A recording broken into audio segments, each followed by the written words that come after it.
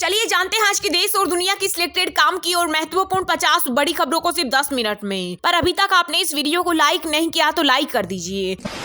मार्च के पहले हफ्ते में लागू किए जा सकते हैं सीएए के नियम। मोदी सरकार ने पूरी की तैयारी। इसके बाद पाकिस्तान, बांग्लादेश, अफगानिस्तान से आए हिंदू, जैन, बौद्ध, सिख और गैर मुस्लिम शरणार्थियों को नागरिकता मिलने का रास्ता साफ हो जाएगा।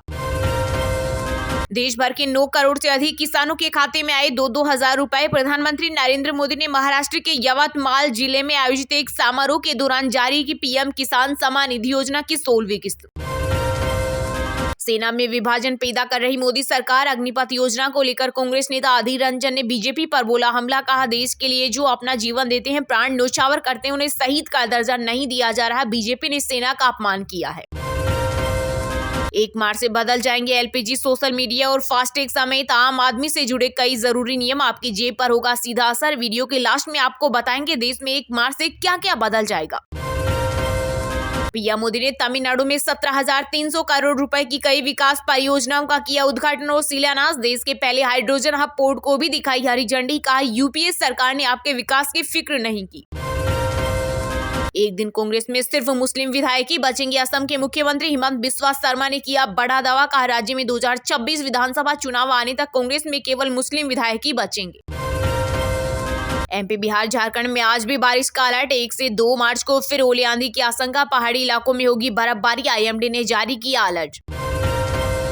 आम चुनाव को लेकर आज बीजेपी केंद्रीय चुनाव समिति की होगी बैठक। इसमें पीएम मोदी भी होंगे शामिल। इस दौरान 100 से ज्यादा उम्मीदवारों के नामों के ऐलान की संभावना।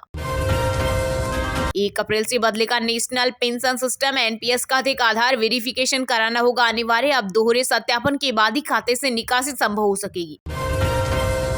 दिल्ली, एलजी और आप सरकार के बीच फिर तनातनी। सीएम अरविंद केजरीवाल ने विनय कुमार सक्सेना पर सोलर पॉलिसी रोकने का लगाया आरोप। का इस पॉलिसी के लागू होने से दिल्ली में बिजली के बिल 0 हो जाते, लेकिन एलजी ने इस पॉलिसी को रोक दिया।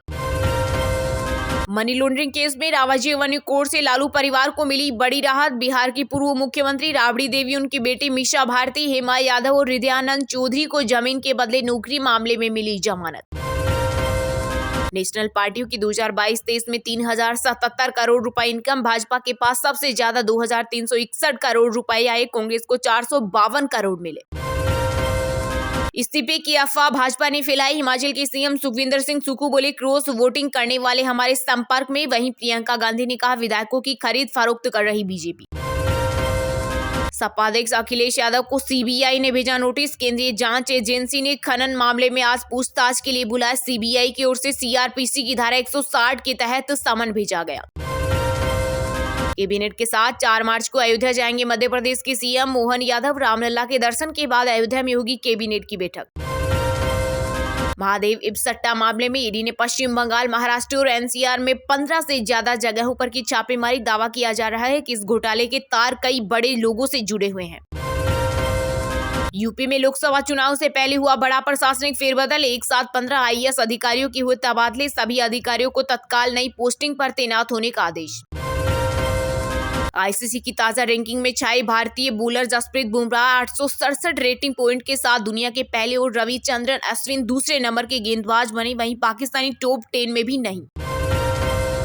संदेश खाली मामले में बीजेपी को धरना देने की मिली परमिशन। हाईकोर्ट बोला 150 से ज्यादा लोग न हो। वहीं बीजेपी का आरोप था सरकार प्रोटेस्ट नहीं करने दे रही।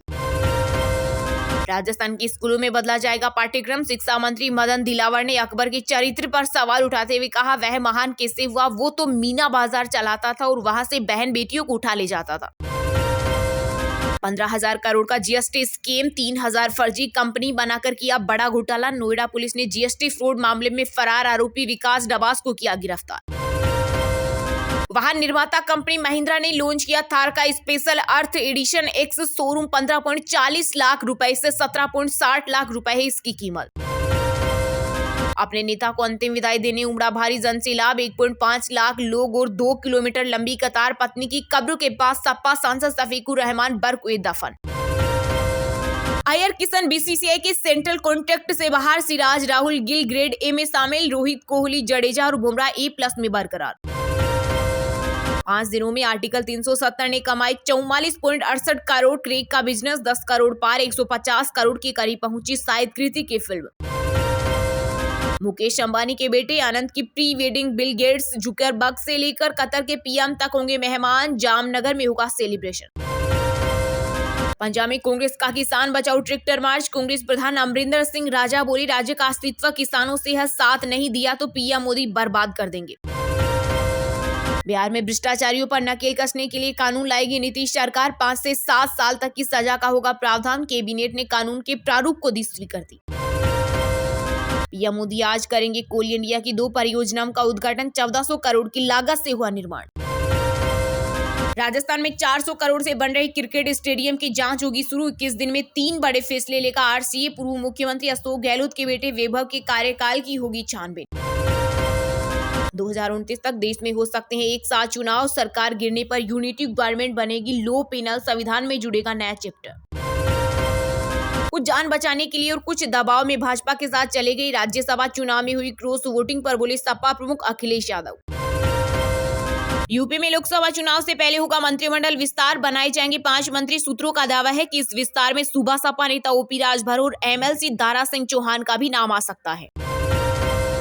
हफ्ते के तीसरे कारोबारी दिन घरेलू शेयर बाजार में दर्ज की गई बड़ी गिरावट। बुधवार को सेंसेक्स 790 अंकों की गिरावट के साथ 72,304 के लेवल पर हुआ बंद। वहीं दूसरी ओर निफ्टी 247 अंक फिसलकर 21,951 के स्तर पर हुआ बंद। चलिए अब जानते हैं जो आम आदमी के काम की और फायदेमंद खबरें हैं उनको विस्तार से। पर इससे पहले अभी तक आपने इस वीडियो को लाइक नहीं किया तो लाइक कर दीजिए। मार्च के पहले हफ्ते में लागू किए जा सकते हैं सीएए के नियम। केंद्र सरकार ने की तैयारी। नियम सामने आते ही लागू हो जाएगा कानून। इसके बाद पाकिस्तान, बांग्लादेश, अफगानिस्तान से आए गैर मुस्लिम शरणार्थियों को नागरिकता मिलने का रास्ता हो जाएगा साफ। जी हां, केंद्र की मोदी सरकार मार्च के पहले हफ्ते में नागरिकता संशोधन कानून के नियम लागू कर सकती है। सरकार मार्च के पहले हफ्ते या इसके बाद किसी भी दिन सीएए के नियम लागू कर देगी। इसके लागू होने के साथ ही सीएए कानून लागू हो जाएगा। सरकार के सूत्रों के अनुसार सरकार ने सीएए को लागू करने के लिए पोर्टल तैयार कर लिया। अधिकारियों का कहना है कि पूरी प्रक्रिया ऑनलाइन होगी। मीडिया रिपोर्ट के अनुसार आवेदन करने वालों को वो साल बताना होगा जब उन्होंने दस्तावेजों के बिना भारत में प्रवेश किया था। आवेदन करने वालों से कोई दस्तावेज नहीं मांगा जाएगा। वहीं केंद्र सरकार का दावा है कि इससे पाकिस्तान, अफगानिस्तान और बांग्लादेश से उत्पीड़न का शिकार होकर भारत में शरण लेने वाले हिंदू, जैन, बौद्ध और सिख धर्म के लोगों को फायदा मिलेगा। हाल ही में केंद्रीय गृह मंत्री अमित शाह ने लोकसभा चुनाव से पहले देश में सीएए लागू करने की बात कही थी। उन्होंने कहा था कि सीएए नागरिकता प्रदान करने के लिए है, न कि नागरिकता छीनने के लिए। उन्होंने कहा था अल्पसंख्यकों और विशेष रूप से हमारे मुस्लिम समुदाय को उकसाया जा रहा है। सीएए किसी की नागरिकता नहीं छीन सकता क्योंकि कानून में इसका कोई प्रावधान नहीं है। ये शरणार्थियों को नागरिकता प्रदान करने वाला कानून है। दरअसल कानून भारत की नागरिकता के लिए कम से कम 11 साल तक देश में रहना जरूरी है, लेकिन सीएए में पड़ोसी देशों से आए गैर मुस्लिम शरणार्थियों को 11 की बजाय 6 साल में नागरिकता मिलेगी। इसके विपरीत मुस्लिमों के लिए नियमों में कोई छूट नहीं है।